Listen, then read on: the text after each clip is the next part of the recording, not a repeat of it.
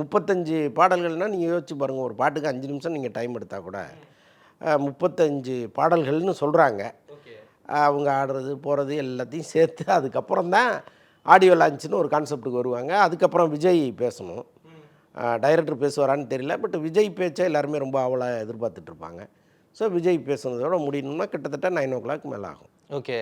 சரி, இப்போ இவ்வளோ பெரிய ஆடியோ லான்ச் இப்போ மலேசியாவில் நடத்துகிறாங்க அப்படிங்கும்போது, கடைசி படம் நம்ம ஊரில் அப்படிங்கும்போது அதுக்கு இங்கே இருக்க ரசிகர்கள் நிறைய எதிர்பார்த்துட்டு இருப்பாங்க. அப்படிங்கும்போது இங்கே நிறையா விஜய் அவர்கள்னால அந்த அசம்பாவிதங்கள் அந்த கரூரில் இந்த மாதிரியான விஷயங்கள் நடந்ததுக்காகவும், அதனால தான் வந்துட்டு அதே இதில் மறுபடியும் இங்கேயே ஒரு பெரிய கூட்டத்தை இது பண்ண வேணாம், அதனால தான் மலேசியா பக்கம் போயிட்டாங்க அப்படின்ற மாதிரி ஒரு பேச்சு இருக்குது. அது இல்லை அப்படி கிடையாது. அப்படி யோசிக்கல அவர். இன்னொன்று வந்து இங்கே பண்ணால் கூட நேரு இண்டஸ்ட்ரியல் மாதிரி தான் எங்கேயாவது பண்ண போகிறாங்க, இல்லைனா சாய்ராம் இன்ஜினியரிங் காலேஜ் மாதிரி எங்கேயாவது பண்ண போகிறாங்க. அதை தாண்டி வந்து ஓப்பன் கிரவுண்டில் பண்ண மாட்டாங்க.